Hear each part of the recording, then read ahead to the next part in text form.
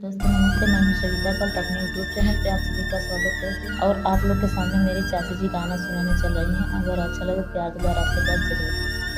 बतसवई लुटाई दे यही अंगने में, बतसवई लुटाई दे यही अंगने में। जऊ ससुरनी सौरी रखन यऊ, जऊ ससुरनी सौरी रखन यऊ। पियरियई पहिराय देबै यही अंगने में, पियरियई पहिराय देबै यही अंगने में। बतासा लुटाई देबै यही अंगने में, बतासा लुटाई देबै यही अंगने। जेठानी रानी पिपरी पिसन यऊ, जऊ हो जेठानी रानी पिपरी पिसन यऊ। झुमकवई पहिराय देबै यही अंगने में, झुमकवा पहिराय देबै यही अंगने में। बतासा लुटाई देबै यही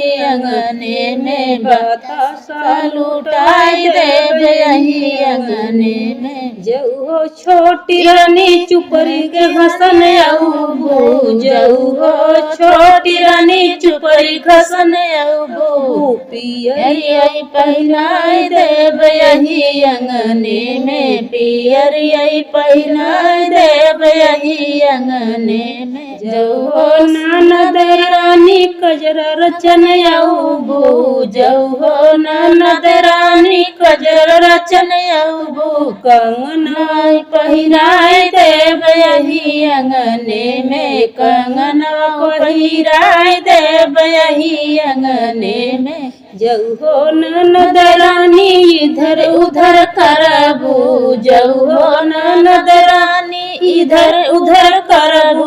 कंगनवई निसारी लेबै यही अंगने में, कंगनवई निसारी लेबै यही अंगने में। बतासा लुटाई देबै यही अंगने में, बतासा लुटाई देबै यही अंगने। जऊ सासुरनी इधर उधर करबू, जऊ सासुरनी इधर उधर करबू। पियरियई मैं छोरी लेबै यही अंगने में, पियरियऊ मैं छोरी लेबै यही अंगने में। बतासा लुटाई देबै यही अंगने में, बतासा लुटाई देबै यही अंगने में।